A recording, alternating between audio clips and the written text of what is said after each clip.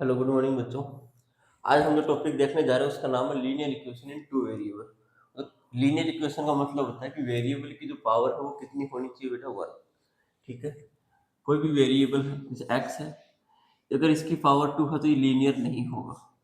मतलब जो भी वेरिएबल है जैसे एक्स हो, वाई हो, जेड हो, इन सब की पावर कितनी होनी चाहिए बेटा, वन।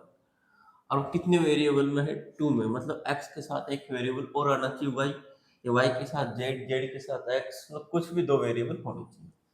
क्या लिख रखा है, any equation which can be written in this form. किस फॉर्म में बेटा, इस फॉर्म में a x plus b y plus c बराबर जीरो। एक्स की पावर वन, वाई की पावर वन, मतलब लीनियर पेयर में है जहां पर ए और बी की वैल्यू जीरो नहीं होनी चाहिए, सी की वैल्यू जीरो हो, हमें कोई मतलब नहीं। ठीक है। इसमें मैंने ये लिखा टू एक्स बराबर थ्री, तो बेटा एक वेरिएबल है, इसका मतलब ये दो वेरिएबल में नहीं है। जैसे हम ये लिखते हैं कि two X plus three Y बराबर जीरो। बेटा दो वेरिएबल आ गए, सी हो या नहीं हो कोई मतलब नहीं। ये किसमें है बेटा, टू वेरिएबल। आपकी बुक में कुछ क्वेश्चन है कि a x plus b y plus c बराबर जीरो दे रखा है, तो इसमें से ए बी सी की हमें क्या बतानी है, वैल्यू। देखो बेटा, एक्स के बगल में किसकी वैल्यू है, तो एक्स के बगल में ए कितना है, यहाँ दो। वाई के बगल में कौन है, बी, तो यहाँ बी की वैल्यू कितनी आ गई, थ्री। और बेटा सी इसके प्लस में है और ये इक्वल में चला गया, इक्वल में चला गया तो इसको कहाँ लेके आएंगे, इधर लेके आएंगे, तो किसका हो जाएगा ये, माइनस का। तो सी की वैल्यू कितनी आ जाएगी बेटा, -4.37। इसमें करते हैं, एक्स के बगल में ए कितना है बेटा, कुछ नहीं है तो वन। देखो बेटा वाई के बगल में कौन होता है, बी, लेकिन वाई इधर है और हमारे ये यहाँ, इसको क्या लिख सकते हैं, एक्स, इसको इधर लेके आओ, -√3y -4 पहले से उधर है, इक्वल जीरो। तो बी की वैल्यू बेटा यहाँ से कितनी आ रही है, -√3, और सी की वैल्यू कितनी आ गई बेटा, -4। अब देखो बेटा ये दोनों उधर है और यहाँ एक साथ है, तो इसको भी अरेंज कर दो। टू एक्स, वाई को इधर लेके आएंगे, -y बराबर जीरो। ए की वैल्यू टू, बी की वैल्यू -1, बस। और सी नहीं है तो सी कितना हो जाएगा, जीरो। यहाँ देखो, ए की वैल्यू वन, वाई के बगल में बी कितना आ गया, -1/5, और सी कितना हो गया, -10।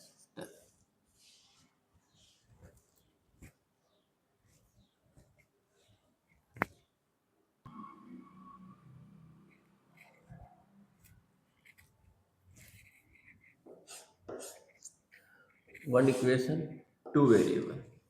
एक equation, 2 variable, infinite many solution. 1 equation, 1 variable, unique solution. 2 equation, 2 variable, तीन कंडीशन बनेंगी, यूनिक सॉल्यूशन, इनफाइनाइट सॉल्यूशन और नो सॉल्यूशन। ठीक है। इसका एग्जांपल ये रहा, एक equation, 2 variable, infinite many solution. कैसे, देखो आप एक्स की वैल्यू कुछ भी ले लो, जैसे एक्स की वैल्यू ले लेते हैं वन, तो वन रखेंगे, तो इसको सोल्व करने पर वाई कितना आ रहा है, एक्स की वैल्यू टू लो, वाई कितना आ जाएगा, 6 और 5 11। ऐसे कितने भी वैल्यू आ सकती हैं।